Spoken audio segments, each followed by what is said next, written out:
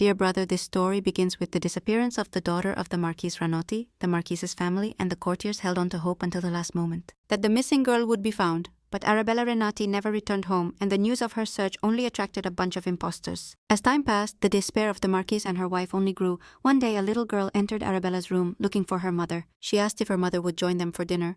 Then a tearful woman turned to the girl by her name and said that she lived in luxury while poor Bella was God knows where. She ordered Anita to leave her sight and return to her room. Then she collapsed crying again, asking where her beloved daughter was. The girl wanted to touch her mother and say something, but the woman only screamed louder, telling her to go away. Tears filled Anita's eyes as she squeezed the hand her mother had struck. The upset girl turned around and quickly left the room. While her mother repeated Arabella's name, she said that everything Anita has now should belong to Arabella. The Renati family could not be left without an heir. So the Marquise's wife had a second child, and that was Anita. But to her parents, it seemed that loving her might offend the missing eldest daughter. Years passed, but even the maids who ordered Miss Anita's dresses mentioned Miss Arabella, for whom that color would have been perfect. There was only one person who noticed Anita. It was the young master Axion, the son of Archduke Rakeda. The protagonist's fiancé, the girl considered him not only her love but also her best friend. Since Anita's parents were busy mourning their lost daughter, they did not worry about her, and she happily accepted. When the young man proposed that she be part not only of his heart but also of his family there, she finally felt like herself, not a thief who stole everything from her missing sister. Apparently her parents' desperate prayers were heard after all, because a girl named Arabella appeared at the palace confirming her identity with a gift she received as a child. A miracle happened, and 12 years later the true Arabella Renati was finally home. From that day, life became a real chaos for our heroine. With servants choosing wallpaper rolls, carpets, and fabrics for the newcomer, Lady Marquise Renati demanded something brighter for her daughter. Since she had lived in harsh conditions before, her father urged Arabella to eat a little more, as she had become so thin, while her mother chatted about allocating more funds to the kitchen. To feed the girl nutritious food during the trial, the Marquise promised her daughter she would buy her dresses, better than Anita's, and the Marquis said that all the family's jewels now belonged to Arabella. The parents were eager to give their eldest daughter the best of everything, but little by little it reached the point where they thought about giving her what belonged to Anita. One day the heroine overheard her parents talking about breaking Anita's engagement to the Duke's son. Her mother insisted that the fiancé should have been Arabella. Since the palace had received a marriage proposal for the Marquise's daughter, the woman argued that if her eldest daughter had not disappeared, then she would be the bride. Now she begged her husband to break the engagement so Arabella could take that place. But the man hesitated because it went against the rules. Then his wife started shouting, arguing that it is the parents' duty to ensure the best future for their child. Then she collapsed crying, expressing how angry and disappointed she was, because so much was not for the eldest daughter, although it should have been so, to try to calm his wife. Mr. Renati said he completely agreed with her and would do everything possible. He added that Arabella deserved it, and that Anita should stay and help with family affairs, so he would not let her go now, dear brother. Let's move on to the heroine's meeting with her beloved Axion. He asked why she seemed so thoughtful and quiet all the time, especially since they rarely see each other. I suppose siblings fully understand each other's moods, but the girl apologized and explained that she has been busy lately. Right after her speech, there was a knock-knock at the door, and the boy asked if Anita was expecting someone. The girl nervously replied that Axion well knows she did not invite anyone. The knock-knock did not stop. Instead, it became more persistent and louder. So the heroine decided to open the door and see what was happening.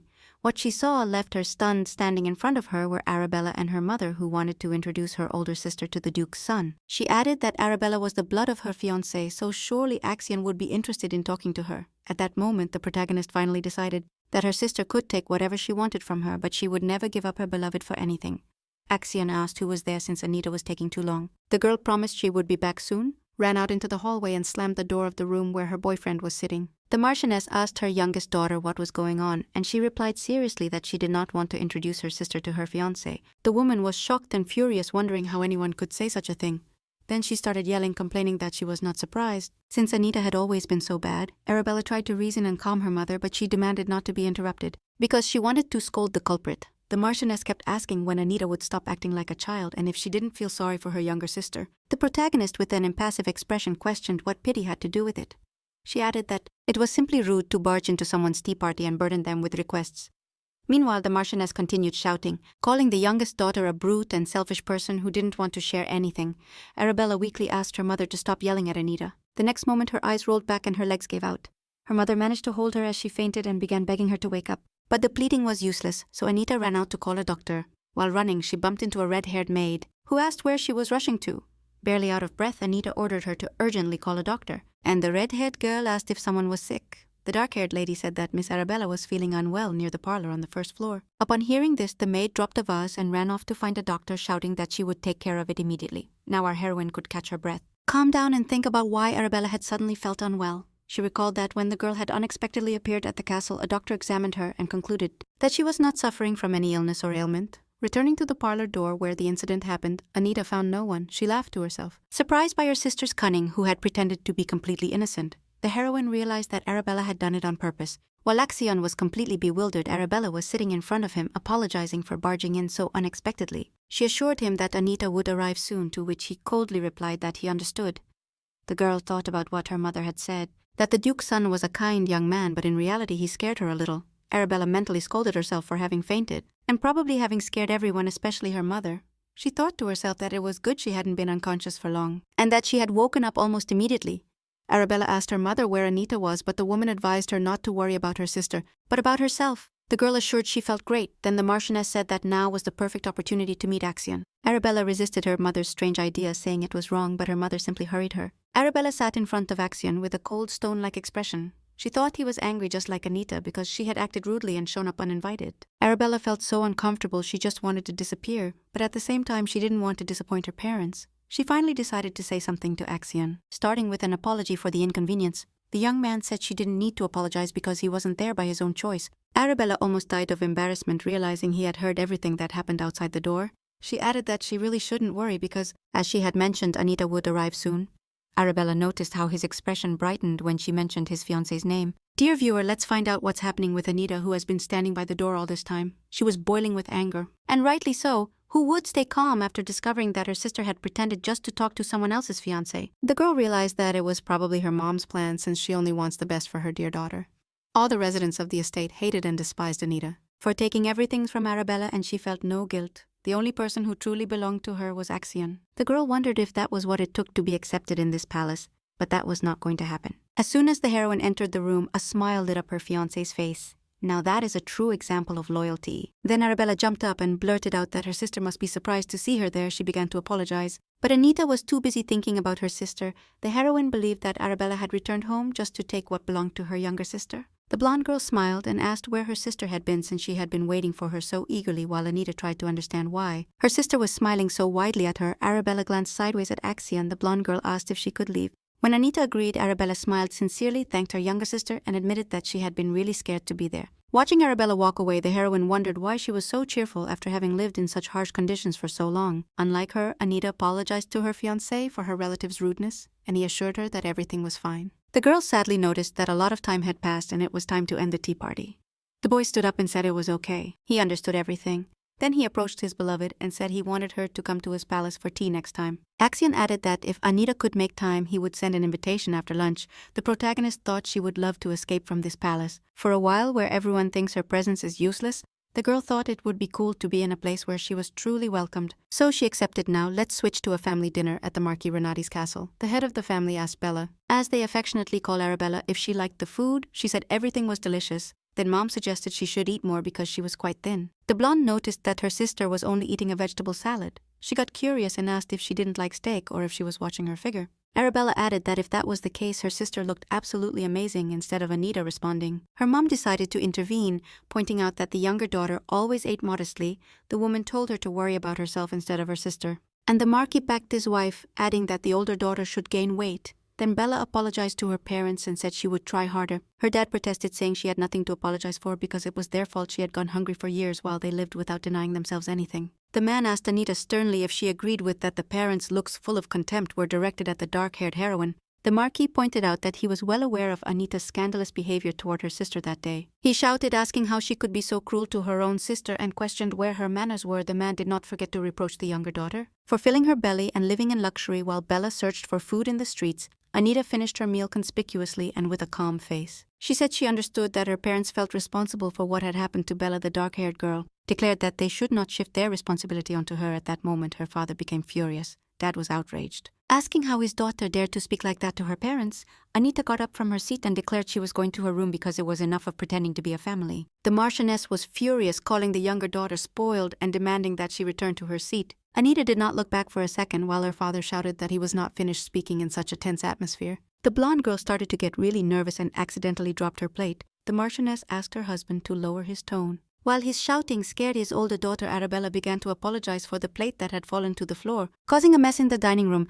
The man asked his daughter not to worry, explaining that he was not yelling at her. But to Anita, who had bothered her older sister, Mom told Arabella to ignore the incident, since Anita had always been a bit tough since she was a child. While the blonde looked toward the door with sadness and regret, the Marquis curiously asked his husband how he was going to punish Anita. The man's face turned angry and he ordered the maid to tell Miss Anita to go to the Marquis' office within an hour. And what do you think, dear friends, was Anita's reaction to her father's command? She was completely calm, choosing a book in the library. The girl deduced that her dad gave her an hour but obviously was going to spoil his favorite little daughter. Anita realized that she had plenty of time to read about the founder of the empire. She really liked this book even though the plot wasn't very interesting. But it talked about Lake Alkant. It was near this lake where the future ruler met the beast who helped him establish the empire. This story calmed her and brought a feeling of lightness to her soul. After all, it reminded her of who she met in that place when she was just a little girl. It was when little Anita first saw that boy, his eyes were so bright that even the lake seemed colorless. To dive deeper into this story, we invite our viewers to travel 7 years back. Then Anita Renati was just a 10-year-old girl.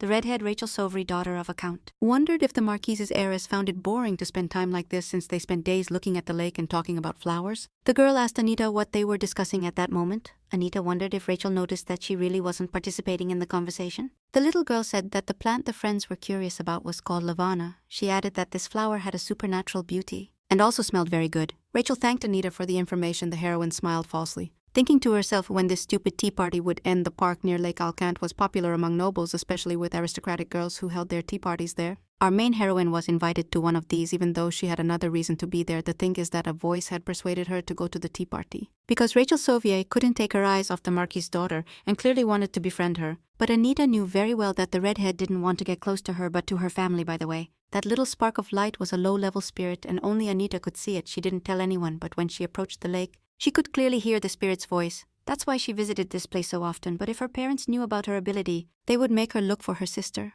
Her stream of thoughts was interrupted by the spirit's voice announcing that someone was drowning in the lake. The main heroine got very scared and mentally asked if there was someone older who could help. The voice said there was no suitable person nearby, and there was no time to lose since the poor boy was already unconscious. The girl thought about convincing her friends to take a walk to the lake, but immediately discarded the idea, realizing that by the time they reached the shore, the person desperately needing help would have already drowned. She understood there was no time to explain. She had to act alone. So she told the others she was just going to take a walk by the lake while taking off her shoes. The girl mentally begged the voice to somehow push her friends toward the shore so they would find their shoes. The spirit realized what the little girl was planning and shouted with all its might to stop her, but Anita didn't hear and without thinking twice jumped into the water in the depths. She saw a girl sinking to the bottom. The girl tried to grab and pull her but realized the adult body was too heavy. Unfortunately, the heroine concluded that no one else was coming to help. After all, she knew that if things continued like this, both would be lost when suddenly the girl saw a whirlpool appear out of nowhere that saved them. For a long time, Anita couldn't understand what phenomenon it was or where it came from, but she had to accept the situation. Since this lake was frequently mentioned in legends and myths since the empire was founded suddenly, the shore filled with noisy people, and a man approached the girl introducing himself as Archduke Rakid, saying there were not enough words to express his gratitude. And then a boy approached the little girl, introduced himself, and thanked her for saving his mother. That was how their first meeting happened. And now the girl smiled, remembering that moment since back then she hadn't given him her name. However, that didn't stop the boy from sending Anita a letter a week later, and that's how their romantic story began. Now let's return to the present. Anita decided it was time to go back, but as she was coming down, she accidentally overheard her parents talking. They were arguing about how the doctor couldn't understand why Arabella fainted today, and that they had to hurry to break Anita's engagement. The Marchioness mentioned that if rumors spread throughout the empire that Renati's eldest daughter was ill, they wouldn't be able to carry out the wedding. Her husband wondered if the prince would notice the blonde girl, to which his wife laughed sarcastically. She reminded him that the prince was known for his excessive cruelty and his fondness for chasing after all women. The woman questioned what guarantee there was that they wouldn't end up like the imperial family. She concluded that the prince was not worthy of Bella, since even after marriage she deserved to receive the love that had been denied to her for so long. Probably neither the main character nor the viewers doubted that the Marchioness would say something like that about her beloved daughter. The Marchioness told her husband that she had devised a plan for Anita to get close to the Empress. The woman exclaimed that it was brilliant, since breaking the engagement would be a piece of cake if Anita became a contender for the prince's heart. In an instant, everything she had done for her family lost value to her.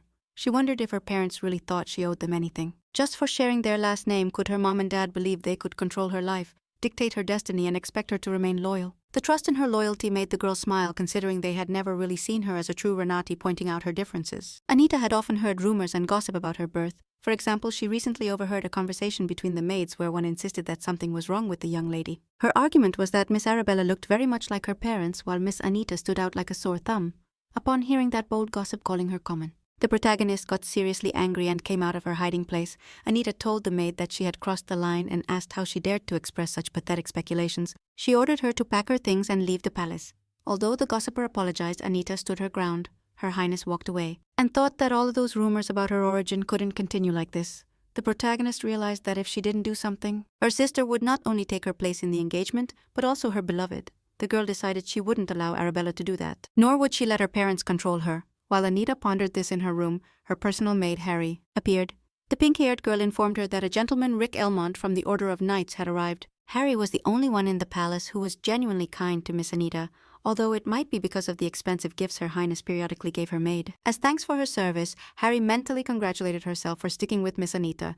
After all, if she had followed most and served Miss Arabella, she wouldn't have received such treatment. Many viewers really like the protagonist, but why bribe your servants and then doubt their loyalty and sincerity? While changing the flowers in the vase, Harry realized that Miss Arabella is clever and perceptive because she lived among commoners for a long time, and compared Miss Anita to a beautiful flower in a greenhouse, one that had never experienced the cruelty of the world. Suddenly the pink-haired girl got very upset, remembering that Miss Anita hadn't even petted her head today. Now let's switch to the protagonist's quarters, where she was happily greeting a young man who served as a knight. He greeted Her Highness with the same joy and asked how she was. Anita replied that everything was fine and commented on how nice it was that the knight had decided to deliver the letter in person, although he could have sent it by a servant. The girl mentioned it was just an invitation, and not worth the trouble. He argued that it was worth it because he wanted to see the lady and chat a bit with her. The girl smiled and asked the young man if he had finished his affairs in the north, and he said yes. Fortunately, the problems were minor. She mentioned that the only thing she couldn't get used to in the north was the cold.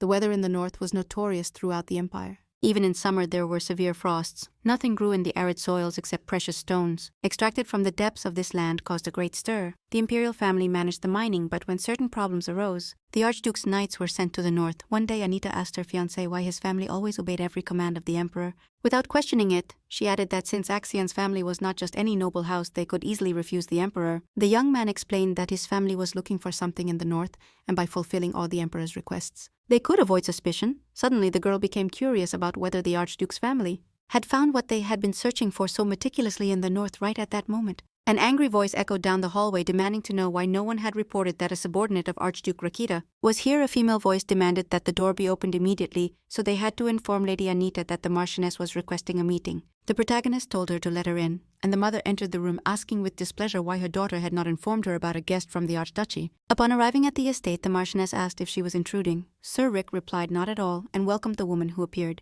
Anita thought to herself what an actress her mom is. She came here on purpose. As soon as she heard everything, the Marchioness feigned surprise. When the young man introduced himself as the deputy commander of the Rakid Knight Squadron, he added that he had come to deliver an invitation to a tea party. The woman said it was not necessary for someone of such high rank to trouble themselves, but Sir Rick objected and explained that it would be an honor for anyone to carry out this task since it involved Miss Anita. The Marchioness noted that she was unaware her daughter was so close to the Rakid Knights Order. The young man mentioned that not only with the knights, he clarified that Miss is close to all the other residents of the estate as well, and it is no surprise since she saved a member of the Rakid family. The woman laughed and asked if she had understood correctly that this was about a case from 8 years ago. She pointed out that it was the doctor who played a key role in the rescue, not Anita, which angered the knight. Then he glanced at the invitation on the table and mentioned how interesting it was to see what the Archduke's son had written. The girl snatched the envelope from her mother's hands, saying she herself had not read it yet, and that it was wrong to read someone else's letters. Upon opening the invitation, the heroine smelled the scent of roses, and then saw that the suitor had placed rose petals inside the envelope. She felt deeply moved by Axion's invitation to a tea party he was organizing in the garden of his estate. The girl asked the knight to tell her lord that she gladly accepted the invitation. The Marchioness thought it was necessary to send Arabella to the tea party because once the Archduke's son sees her, he will realize she is better than Anita. Interrupted the conversation and said she was incredibly worried about her eldest daughter.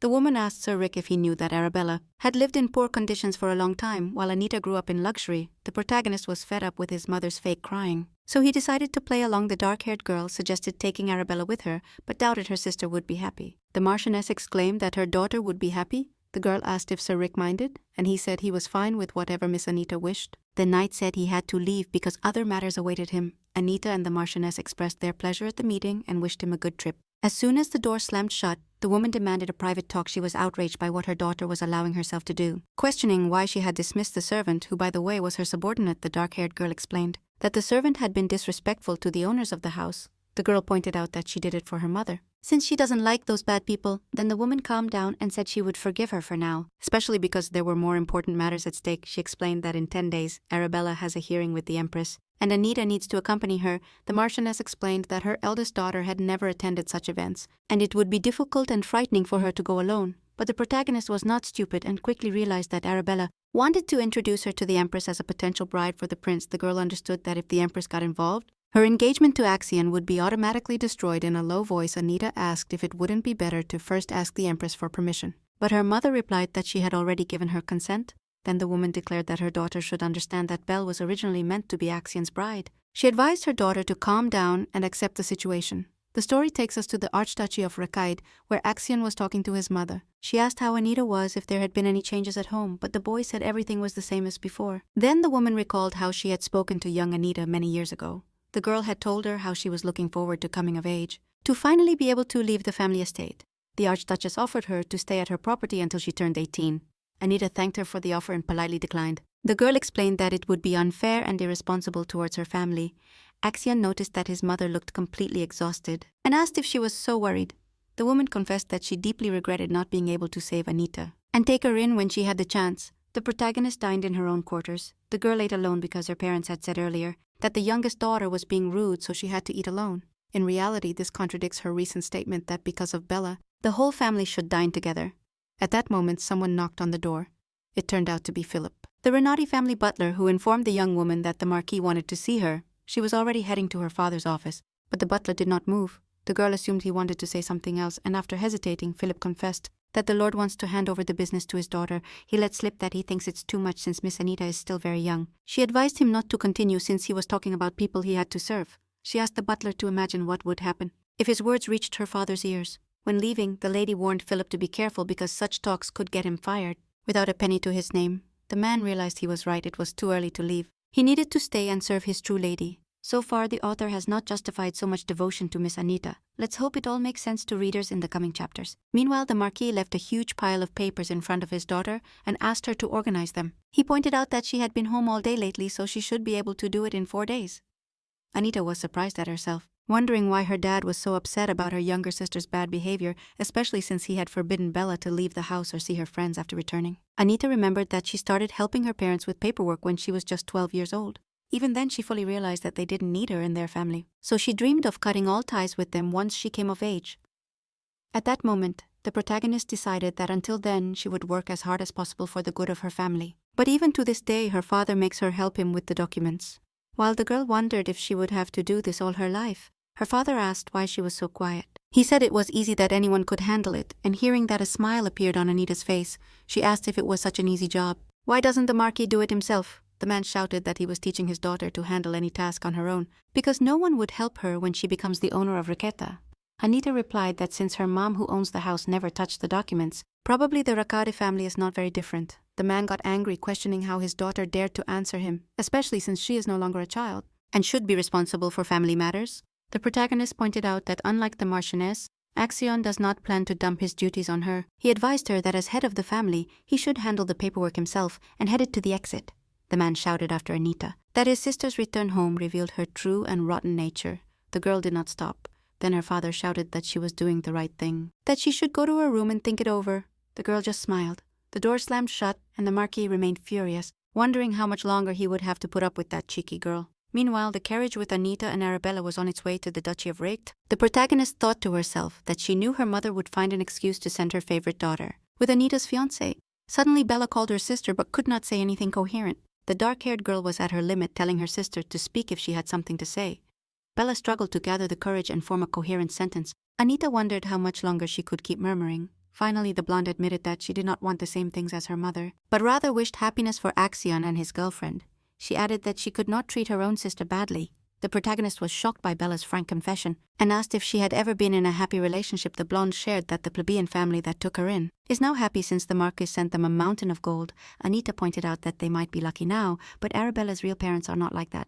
The blonde noticed they had strayed from the original topic and reminded her that she had no intention of stealing her boyfriend. the protagonist showed curiosity and asked if Arabella had mentioned her wish to her mother, or at least to the servants. She received a shy no as an answer. Anita concluded with dissatisfaction that her sister had not even tried to talk to those whose opinion she did not care about. She added that nothing would change just because Arabella confessed it. At that moment the carriage stopped. The coachman announced their arrival, and Anita proceeded indifferently to the garden. Bella stayed a little to think about their conversation. Already in the garden of the Archduchy of Rakide, Arabella's eyes opened in amazement at what she saw. Axion said that if he had known the weather would be so nice, he would have set up the tea closer to Lake Alcante. The blonde girl commented that she also liked that place very much, especially the white flowers. She asked if she could smell them. Axion agreed without hesitation, but Anita was cautious. She realized her sister was about to smell a flower called lovin and watched everything suspiciously. Bella felt strange, but managed to gather strength to praise the pleasant scent of the flower. Axion said he was very happy that the guest appreciated his garden. Meanwhile, Anita noticed her sister was turning pale. She wanted to check if Bella was okay, but couldn't even finish the sentence the next second. The blonde girl fainted and did not respond to any shouts. Guys, don't worry about Arabella, she is alive and well besides. She woke up in a soft bed with the Duke's son sitting beside her upon seeing Mr. Axion. Bella panicked, bombarding him with questions about where she was and why she was there. He explained that Bella fainted during a walk in the garden, and she angrily asked where Anita was. He told her that Anita was talking to the doctor about her sister's condition and would be back soon after that line. An awkward silence hung between the young people. Both remained silent, and Axion even turned toward the door hoping his beloved would appear. The blonde girl recalled how before this trip, her mother had said that Arabella would definitely like the Duke's son in her mind. She noted that her mother was deeply mistaken, as it was clear to see how much the boy was in love with Anita. Only next to his fiancé do his eyes shine. His gaze shines when he looks at her. Bella concluded that her younger sister was a very kind and good person. She just seemed cold and indifferent. The girl did not want to follow her mother's plan and act badly toward her sister. Bella decided to break the silence and call. Axion, the girl, confessed that she really liked Anita as a person, so she wanted her sister to be happy. Arabella swore she wished it with all her heart. The boy responded that he agreed and sincerely wished his beloved more happiness than anyone else in this world. The girl lit up with a smile, realizing that Mr. Axion was the one who could truly make Anita happy. Meanwhile, the dark-haired girl was talking with her sister's doctor. He dared to suggest that Miss Renati is extremely sensitive to divine power. Anita did not understand which divine power he was referring to, so the man clarified that it is usually detected early in childhood, adding that due to certain life circumstances, the patient never had the chance to discover it. Anita asked the doctor if he was sure of his conclusions. He explained that the doctors here have a deep knowledge of magic. Since the Archduke's family inherited it from mystical beings, the protagonist thought that if it weren't for the trip to the Archduchy and this doctor, they would never have known. Not even her parents are aware of this illness. The girl smiled, imagining the shock on her parents' faces. When they heard the news about their beloved daughter before leaving, she asked if the patient could travel, and the doctor said it wouldn't harm her if she rested. Now, thanks to this scene, the viewers realized that the protagonist was not as simple as she seemed at the beginning of the manhwa. Anita returned to the room where her sister was to tell her they could go home, but as she approached the half-open door, she saw Axion and Arabella sweetly chatting at that moment. She lamented to herself that the young couple seemed perfect for each other. Immediately it struck her that even without Arabella's appearance, the engagement was doomed to end. The thing is that as a child, Anita had promised herself that she would leave home and cut all ties with her family once she was of age. For this reason, her engagement to Axion was never meant to evolve into anything more, but her parents interfered and tried to take away the only person who was on Anita's side. Because of this, the girl was really upset and did not want to give in to them. In her mind, she turned to her beloved and asked if he would stay as a friend if the engagement was cancelled. Of course, she wanted to believe their relationship would remain the same. But still, the protagonist couldn't help but wonder what would be left if her fiancé turned his back on her.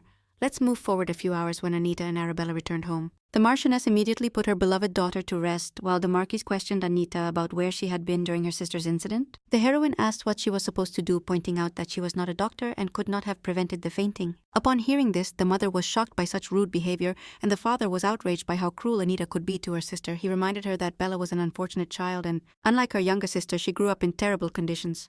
Curious how the life of commoners is called terrible conditions. As if Bella wandered the streets looking for shelter and food. She had a roof over her head and food, maybe not much, but there was definitely soup.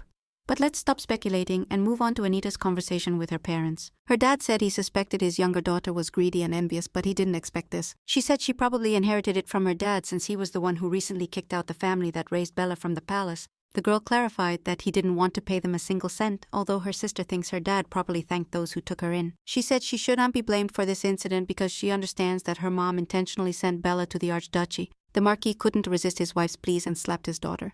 Her mother yelled at the father that he shouldn't have touched her before the trip to the Imperial Palace, that he should have hit her. Later, Anita concluded she didn't expect anything different. However, after that, she didn't want to share anything about the document she read. While fulfilling a task from her dad, Now let's switch to the protagonist's quarters where the maid Harry was examining her face. The pink-haired girl noticed that swelling would soon appear, and that a bruise could form in that spot the next day. She came up with the idea of stealing a piece of ice from the kitchen and applying it to the lady's face, but the protagonist objected, saying not to worry, since all the medicines would be brought to her tomorrow anyway. Then Harry expressed her deep concern for Miss Arabella, wanting to know why she fainted today. Upon hearing this, Anita remembered asking Axion if he had done anything with the flower. The young man admitted he wanted to discover something, so he infused it with a drop of divine power, but he didn't expect this to happen. Then Axion asked his beloved if she was now disappointed in him. While the spectators were left guessing what Anita's answer was, let's move forward a couple of hours where our heroine lies in her bed. She wondered how Axion would react, if he would say something or simply smile if she told him she was ever disappointed. The maids searched the entire Rakede estate for the little lady, but without success. They had no idea that Anita was hiding among the flowers and bushes. The girl wondered what was wrong with her, since everyone here was friendly and welcoming.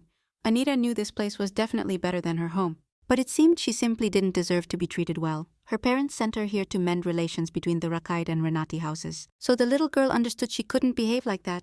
But suddenly her heart tightened and her lungs strained so much she couldn't breathe. Amid the girl's sobs, a boy's voice was heard asking if Anita was really there. The boy confessed he had been looking for her for a long time. She replied it was impossible since he secretly hated her.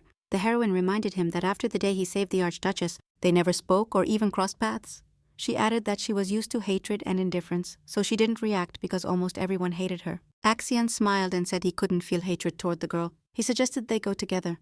It was then the girl felt for the first time the gentle touch of another body. She was so caught up in her emotions that she didn't realize the boy's eyes were full of desperation. A couple of days later, there was a real commotion outside the Archduke's son's rooms because Axion had fallen ill. She, a maid of the Renati house, ran to the young master's room and told the Archduchess she would stay with the boy, asking her lady to go rest. But the Archduchess assured her everything was under control. Besides, this event happened every summer, so it was time to get used to it. Nothing could be done. Then the Archduchess asked if Anita had fallen asleep, and the maid replied yes. She added that while preparing the bed and changing the young lady, they discovered wounds, abrasions, and bruises. They seemed to have been through a lot. So the maid didn't know what to do. The lady ordered her to treat the wounds with holy water to avoid scars and visit the sanctuary in the morning. She pointed out that she used to get angry with the girl when she refused help, but now the reason was clear. It's just unknown how it all started. My lady guessed it had something to do with the relic the Renati family recently took from the imperial vault. The command lamp determines family ties and blood relations. But no one thought to verify its authenticity. Probably the wounds and bruises appeared on Anita's body when the girl, calling herself Arabella, appeared at the Renati. Suddenly another maid entered the room and announced that the Duchess had been summoned to the Archduke's office. In the hallway she saw Anita and asked what she was doing there. The girl replied she followed the doctor who ran in that direction, apologized if her presence was a bother. To which the Archduchess replied it was fine, since the little one was worried about a friend. The woman clarified that nothing terrible had happened to Axion, just that sometimes he has those ailments. She asked the girl to keep it a secret because the Archduke's heir has many enemies who would want to harm him. The girl promised to keep silent. The Archduchess decided to casually ask if she really had bruises and wounds on her body. Anita replied they were small, so she didn't think it necessary to mention them. From her answer, the lady realized the girl had been hiding it, even from those close to her, and asked her to speak up if something hurt. She allowed her to come to her estate often and even stay, but Anita refused again, saying it wasn't right. She explained that landowners' children start working at age 10, and being that age, she wanted to help her father. Surprised, the Archduchess asked if her father had told her that, and Anita nodded confidently. She declared that the Marchioness was absolutely right. Then the woman noticed that now everything made sense to her. Milady asked the girl if she could stay a while with Axion. While she went out to run some errands, upon receiving the green light, the Archduchess gently stroked the little girl's head and commented on how sweet she was. The word sweet really surprised the girl, since no one had ever said that to her before. Next to Axion's bed, Anita felt like touching the boy's hand, but it was hotter in the garden than now. The Archduchess's voice telling her how sweet she was still echoed in the girl's head. Anita was surprised to feel calmer and more at peace here than in her own home all this time. Axion moaned, clearly tormented by nightmares that made the girl think she would rather have those dreams herself, because she was used to nightmares. Anita was sure she could handle them faster and easier than Axion. Upon waking, Axion found Anita asleep next to his bed. He got up carefully, moved the girl to her place, and noticed that she was moaning and softly whimpering.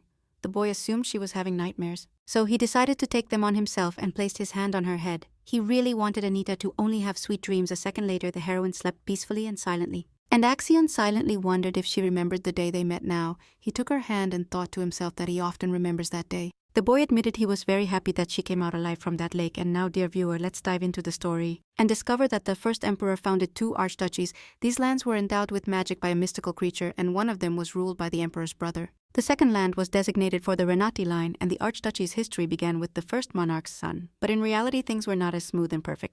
As legends and myths described, it was believed that the mystical creature had good relations with the imperial family, but it turned out it had cursed them. Alkant Lake became a total nightmare. No one could come out alive from that body of water. The emperor placed guards there who saved many lives, and at the same time saved the monarch's reputation from disaster, but still there were some clever ones who slipped past the guards and threw themselves into the lake. But they never resurfaced. However, Anita managed to escape and met Axion. She could not imagine how lucky she was to have come out alive from the cursed waters of the lake, a truth known only by the imperial family.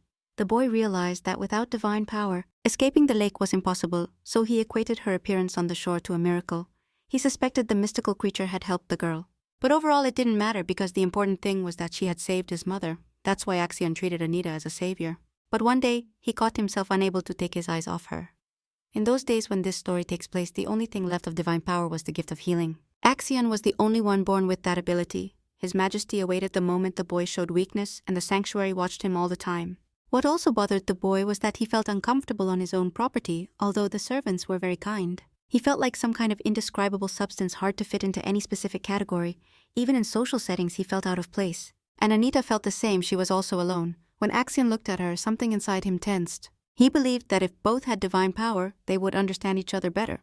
The day the maid's calls echoed throughout the property. The boy feared he had lost Anita forever, but upon finding her he finally understood everything. Back then, the boy wanted the girl to be like him. But now he didn't care if she had abilities or not.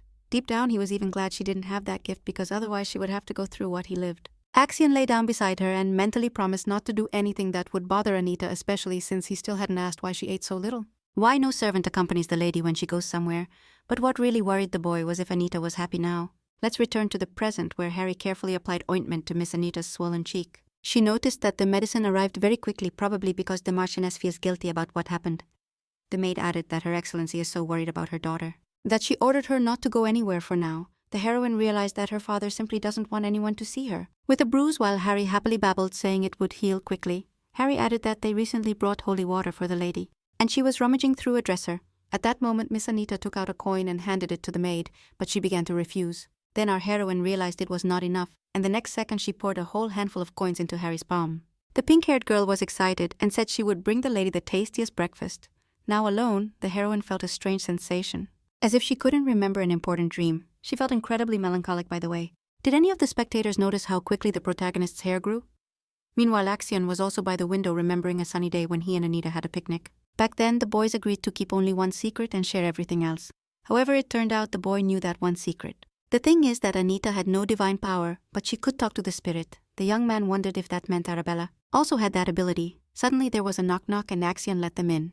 2 boys entered the room. One of them was Sir Rick the Knight. The young lord asked if they had managed to discover anything. The young man in the grey suit replied that he had discovered something and would begin his report with Arabella Renati. At that moment, probably many spectators began to worry about Arabella. After all, she had done nothing wrong. She only wished happiness for her sister.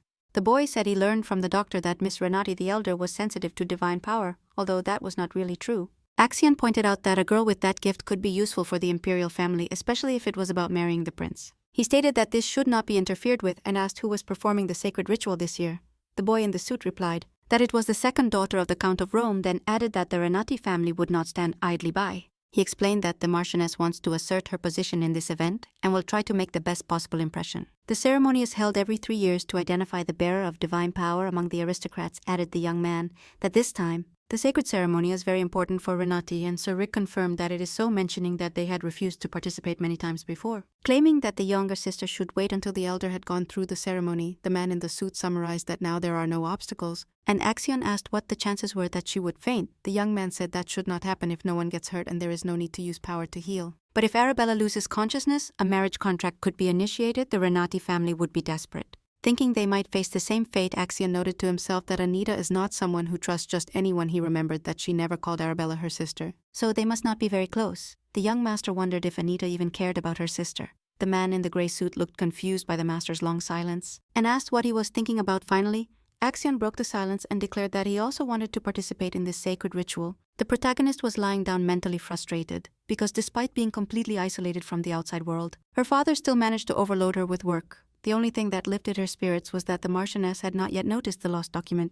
About tax evasion, could she really think the document had been mixed with a bunch of papers? Anita noticed something strange a year ago, since the amount of funds regularly allocated for the shrine did not match. Meanwhile, large sums of money disappeared into thin air. With these thoughts, the girl went to meet Marcus, but he made it clear to his daughter in his usual way that it was none of her business. It was then that the protagonist realized it was not just a mistake. Later, she discovered that double accounting was involved. The Marchioness personally handled the matters, and for a time, Anita didn't even see the paperwork. But eventually, the responsibility returned to the girl. It turned out that the large donations from Marcus Renati to the shrine were linked to the Arianda lamp. This relic could locate anyone. That was how her parents found Arabella. The girl knew that a fiscal audit would arrive in 4 months, and the imperial family would not ignore it. Then the Marchioness's financial schemes would be exposed. However, the protagonist did not want to get involved in deciding about this matter at all. The most important thing for the girl, it was that you cannot pay a fine for tax evasion by handing over parts of the property to the residents of the lands under the Marquesa. Security comes at the cost of having their personal property confiscated to cover the fines, also due to their severe financial situation. In a few years, their parents would have to fire their servants. No onlooker would be happy to be in the protagonist's shoes, considering that her crazy parents might give up something dear to her. To pay the fine, a couple of days later, the time came to meet with the Empress, and when Bella got ready, she decided to show herself to her parents. Naturally, they showered her with compliments about her appearance. At that moment, the Marquesa reminded her daughter that during this visit, it was crucial to remember to follow good manners and etiquette. While Bella was going down the stairs, she noticed Anita was ready to leave and exclaimed happily. She began to praise her sister's appearance naturally. The Marquesa did not like this, while Anita wondered if her parents had specifically ordered the servants to dress her that way. Obviously, they wanted the younger daughter to stand out alongside her sister. So the Marquesa suggested she put on more blush and lighten her complexion, but Bella argued that what she was wearing was enough, pointing out that Anita's face was naturally clear and pale. Just then, Harry approached the dark-haired lady, offering to touch up her makeup. But she declared she was ready as they were leaving. Anita cast a reproachful look at her mom, hurrying Bella toward the door. Suddenly, her dad appeared and asked the daughters to stop, saying he needed to urgently talk to Anita. The protagonist sarcastically told herself, wondering if something had happened.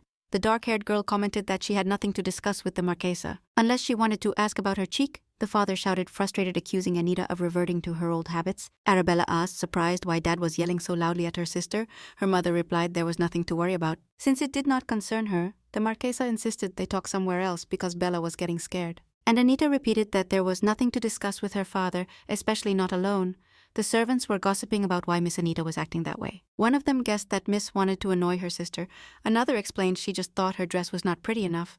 Just then, Miss Arabella approached the maids. She said it was not her sister's fault, but her father, who came and started yelling. The maids praised Miss Bella for being so kind, and mentioned that Miss Anita should be a little more like her sister. Bella was sure they were wrong. She knew her sister was a good person, but it puzzled her that everyone around her, the sweet parents and the kind servants, said she was bad.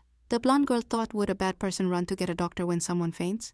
She also remembered how the butler had told her about her sister saving the Archduchess at 8 years old and pulling her out of the lake.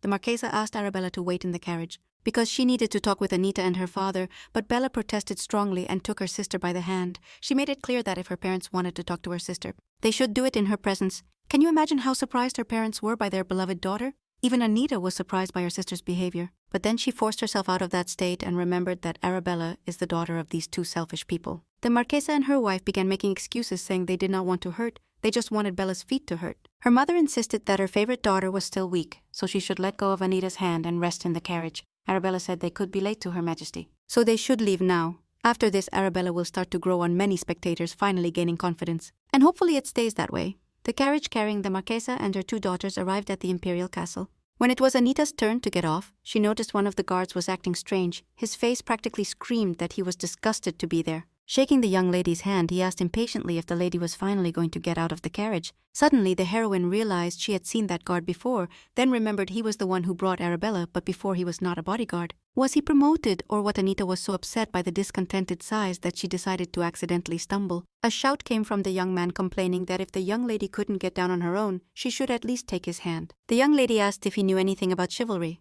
The guy responded harshly, asking why that mattered. The heroine replied that apparently not. But she never imagined that the Renati family had a wayward knight who didn't know the basic rules. He replied that the same could be said about Miss Anita. She asked for clarification, and the guard asked if she was the one mocking and ridiculing his sister. Suddenly the Marchioness shouted indignantly, "How could he say such a thing?" Anita gave her mother a suspicious look, and realized that she had spread rumors about her daughter on purpose and was now trying to act innocent. The heroine decided to play along with her mother for now, to investigate later. She smiled and thanked her for the support she had given her. Anita said she didn't understand why the knight, who was seeing the young lady for the first time, felt so much hatred toward her. She supposed that the maids she had fired must have spread those rumors about her. The Marchioness simply smiled, satisfied, confirming that it was all true. Anita sadly noticed that she no longer wanted to see that knight. Madame Renati happily hummed that once her father found out he would either kick him out of the squad or even exile him. Anita pointed out that bringing up that matter was too much and suggested they head to the Empress's reception. The head maid knocked on the doors and announced that the Marchioness and her daughters had arrived. From the gold inlaid hall, an authoritative female voice allowed them to enter. During the bow and greeting, Arabella stumbled and stammered. It was then that Anita realized her sister was really nervous. The Empress looked at them with a cold gaze and expressionless face. Although it was known that her life had become tragic after losing her family, she remained unperturbed. Many joked that she was only afraid of wrinkling, but Her Majesty showed no reaction. Suddenly, the Empress turned to Arabella, expressed her joy at finally seeing her, and ordered everyone except her to leave the room. The Marchioness quickly intervened, explaining that her eldest daughter was at such a meeting for the first time, didn't know how to act, and was very scared. Her Majesty declared sternly that she knew well that Arabella Renati was 19 years old, which meant her mother did not need to accompany her. The Marchioness apologized to the Empress. Even more insistently and loudly, she repeated that Anita Renati and her mother should leave while they waited. The Marchioness Renati was so nervous she was shaking like a leaf. Suddenly, Anita stood up abruptly, and her mother asked how she could think of leaving at such a tense moment, and what would happen if the Empress was looking for her. Anita replied that Her Majesty was busy with Arabella and was unlikely to need anyone else. The woman insisted that her daughter stay, but the girl simply said she didn't want to. She added that a servant would notify her if Her Majesty looked for her. The Marchioness argued that it would be better for the girl to stay there and be able to enter the hall immediately if called. The protagonist stopped abruptly and asked sarcastically for what. Without waiting for an answer, she guessed it was to offer herself as a bride candidate for the prince. Anita told her mom, surprised, that maybe she would go ask if His Highness had other plans for her. She said if not. She didn't understand her mom's reaction. Going out for fresh air, Anita thought mentally that a walk was just what she needed now. She wondered what the Empress and Arabella were discussing, since Anita was sure they would want to talk to her. She was ready for the topic of marrying the prince to come up. But the Empress looked at Arabella so intensely it seemed she was waiting for Miss Renati the elder to appear, and Mom also acted as if she was eagerly awaiting that conversation. Suddenly, a boy bumped into the protagonist and she barely prevented him from falling. He apologized, and Anita wondered if he had vision problems, since he had trouble seeing obstacles. Although the boy thanked his savior, he still held tightly to her hands. Anita was surprised that he didn't let go and just stayed there silently as if he wanted to say something. Then he suddenly moved in the opposite direction, leaving Anita confused about who he was and why he was alone. Meanwhile, the counselors approached Axion and informed him that, according to a maid, the prince had left his chambers a while ago. Sir Rick was upset because the prince was late again and showed obvious disrespect. Ariadne's lamp, which can locate people bound by blood, had been with the Renati family for a long time. It was the Empress who helped them acquire this relic. Axion added that when the eldest daughter appeared, Marquis Renati and his wife did not report it for a month. One of the advisors commented that, by the way, Miss Arabella is at the Empress's reception today, but knowing Macris's character, Miss Anita is probably here too. Upon hearing the name of his beloved, the young master cheered up and promised he would return soon. The advisors shouted at him that they had a meeting with the prince. Soon, while wandering through the inner imperial court, Axion finally found his fiancé. She was completely surprised to see him there, and asked what he was doing. The young man said he had an appointment with the prince, and the girl confessed that she was accompanying her sister to an audience with the Empress. He asked if his beloved had seen the prince by chance. Anita laughed and said of course not. Suddenly, Axion noticed a mark on his fiancé's cheek, and anxiously asked who dared to do that. The boy assumed it was her parents, and promised himself to endure until she could leave her crazy family. Anita returned to the palace and waited with her mother for Bella. The room filled with tension. She was already mentally complaining about why her sister was taking so long with the Empress. Suddenly the door creaked and Arabella finally came out of the hall, joyfully shouting her younger sister's name. Her mother only cast a silent glance. Despite that, the Marchioness bombarded her with questions about how everything had gone. Then asked if the Empress had called her, but her daughter confidently affirmed that no, they had been ordered to go home. Almost leaving the palace, the Marchioness mentioned that she had forgotten to tell Her Majesty something.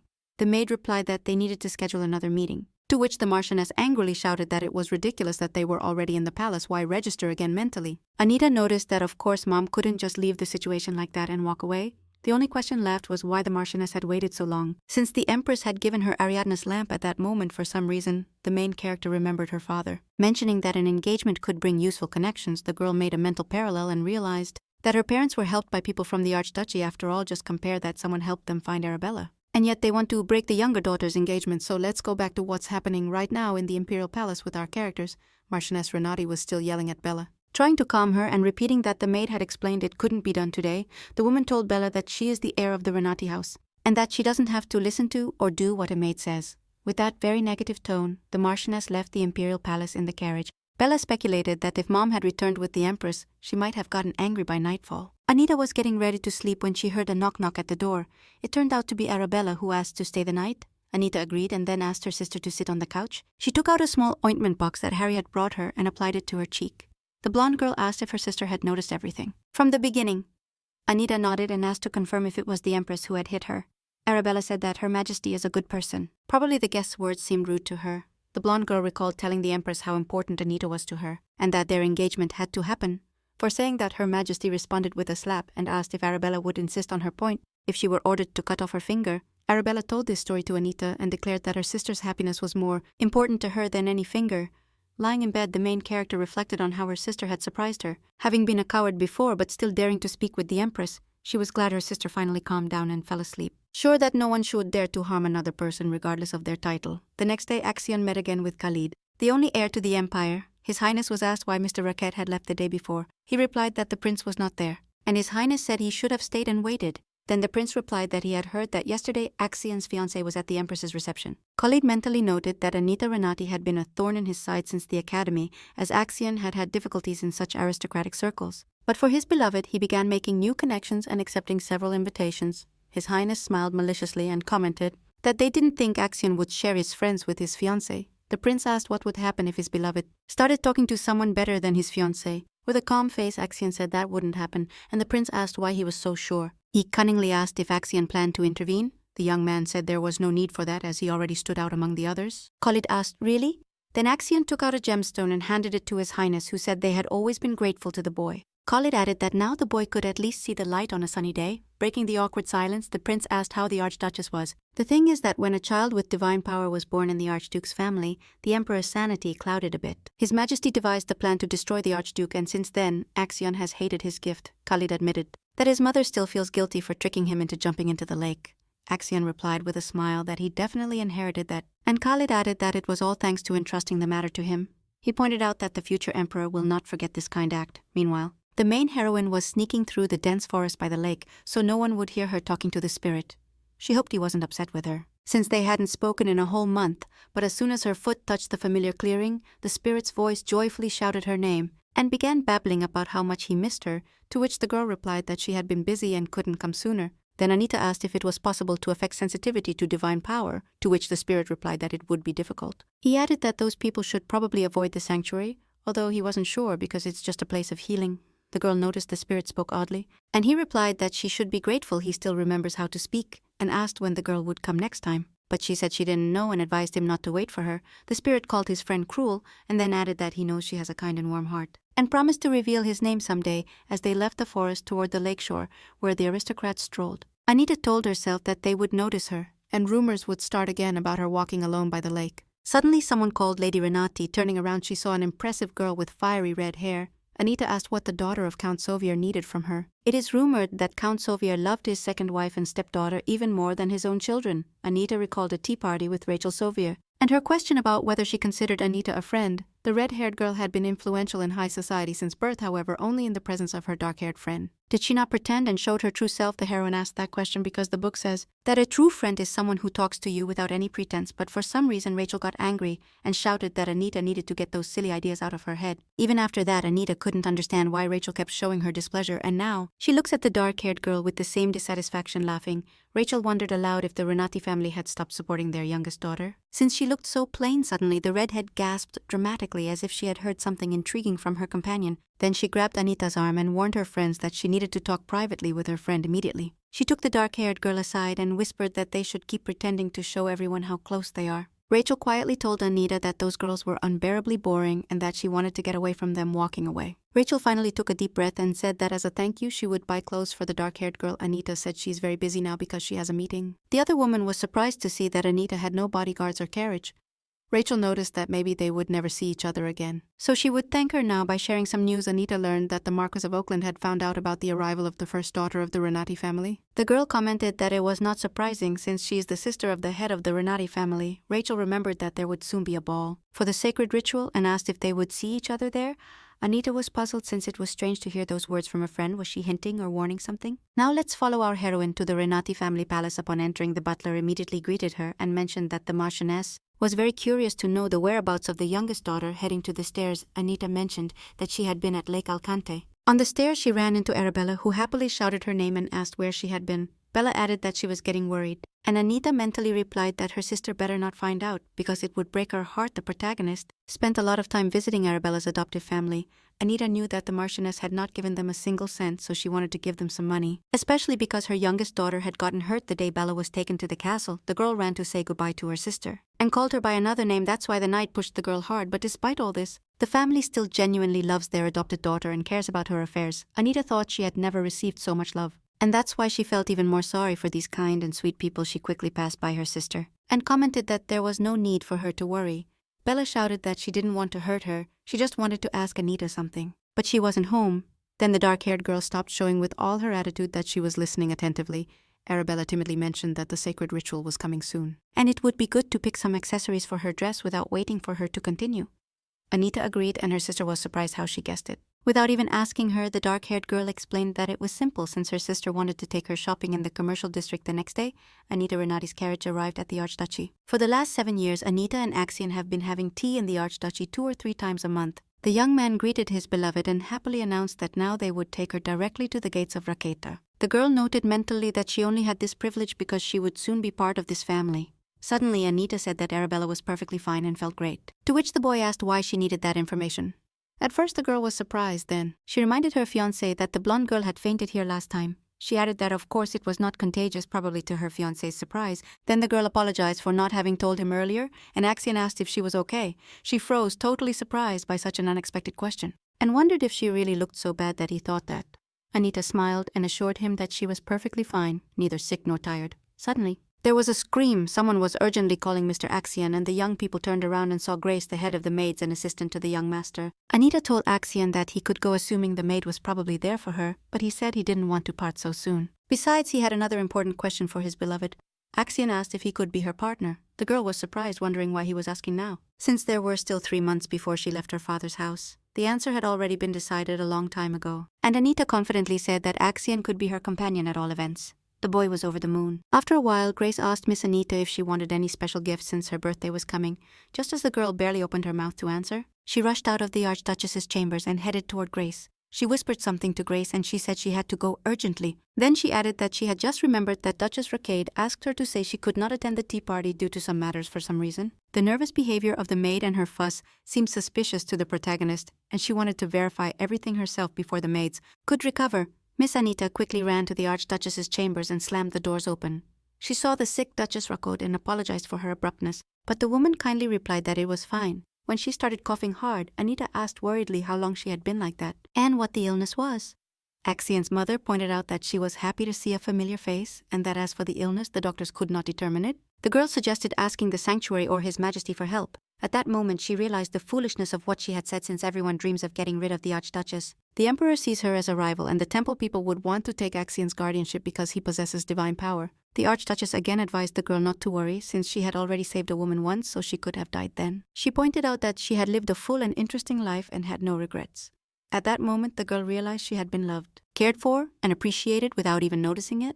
The protagonist confidently declared that she would not stand idly by watching the Archduchess fade away. A smile lit up the woman's face again. The Archduchess took the girl's hand and commented that she always knew Anita was very kind. Then she said she hoped Anita would not tell Axion anything, but the girl replied that she could not promise that. On the way home, Anita mentally noted that the Archduchess's son had been handling the paperwork for 3 years. It seems the illness had been progressing for quite some time. Anita thought to herself that the Archduchess might have felt the girl spoke impulsively. In reality, she was very serious. She does not throw words to the wind and is sure of her intentions. Now Anita knew exactly what to do. All the crucial information was in the duchy's secret library. Axion must be visiting her often, so it would be impossible to hide his mother's serious illness from him. The girl wondered how she could find a way to save the Archduchess, but nothing in life had ever been easy for Anita, so she had long since accepted it. A couple of days later, Marchioness Renati was arguing with her husband that she felt the duchy wanted to distance itself from them. Her husband assured her that everything was fine and there was no reason to worry. He reminded her that when the Archduchess handed over affairs to her son, there were similar concerns, but that led to acquiring the relic. The Marchioness insisted this time was different. There was a tense atmosphere in the air, although usually all the aristocrats fawned over her. The Marchioness reassured everyone, saying everything was fine since only the wife of some baron caused discontent and suspicion at one of the tea parties. The Baroness mentioned how lucky the Marchioness was to have a daughter like Anita. The woman praised her intelligence and organization, saying she could have been a great person if she had attended an academy. The Marchioness complained that a negative aura had formed around the Renati family after a terrible reception at the Empress's. The man pointed out that his wife had become too impressionable. Due to the upcoming event, suddenly a maid entered the room and announced that Miss Anita had returned. The Marquis asked if his wife wanted to speak with their daughter, but the woman replied that it would only ruin her mood. Anita was always seen by the Marchioness as a child who stole everything that legitimately belonged to Arabella. Just an arrogant look was enough to drive her crazy. She ordered the maid to remind Anita to behave and to convey her parents' instruction to stay home. The Marchioness added that the cheeky girl had been wandering around too much lately. At that moment, Anita's carriage arrived at the square. The girl knew that finding a way to cure the Archduchess was not an easy task, so she came here to find someone who could help with that. 3 years ago, when she was not admitted to the academy, her parents isolated her from everyone to protect her. Somehow, Anita set up a trading post through someone else. Although it is a small place, there is someone here she can trust. As soon as Anita knocked on the door, Vanessa the manager appeared in the doorway and exclaimed happily upon seeing her mistress. She immediately bombarded the unexpected guest with questions and then suggested they talk inside the house. The protagonist wondered where the manager's bodyguards were. Since she hadn't seen anyone on her way, Vanessa replied that she had dismissed them because she needed the money for a deal. Anita asked if she was really worried that this place would go bankrupt because of her. The girl smiled and added that if that happened, it would be her fault for hiring someone incompetent. Anita noticed that the manager was really making an effort, and Vanessa said it was natural, since the lady had saved her from death. The redhead commented on how unusual it was for a commoner to become a manager, while Anita thought to herself that things were not so simple in the days when Arabella was actively being sought and Anita's parents were making charitable donations. For their reputation, someone asked the aristocrats to stop and listen, and the protagonist turned around. That's how she first met Vanessa. The fiery-haired girl loudly claimed that the director was keeping all the donated money. Anita deduced that the documents must be fake, otherwise the embezzlement would have been obvious. She asked why she was so sure. Who explained that she used to work at the Information Guild where she saw all kinds of things. It was then that the protagonist realized this fearless girl could be a real asset for her trading position. Let's leave the memories behind and move to the present, where Vanessa asked her mistress why she had come. Anita apologized for not visiting often, saying she needed to make an inquiry at Croce. Vanessa was so surprised and shocked that she even spilled some tea. She pointed out that although this Information Guild has existed for 15 years, everything is kept secret. Nothing is known about it. Anita said that was not a problem. No need to worry, since she now knows the head of Croce. Our narrative takes us to the Duchy of Viseros. Right in front of the Duke's chamber doors was his personal assistant. Need Rohima finally decided to intervene. Duke Roderick Vice-Rose asked if something urgent had happened, seeing the assistant arrive so abruptly. Then the lord saw an unknown bag in Need's hands. Without further ado, he knew it was for him. From the bag she took out a bottle, one he recognized from the past. The Duke instantly became furious and demanded to know who dared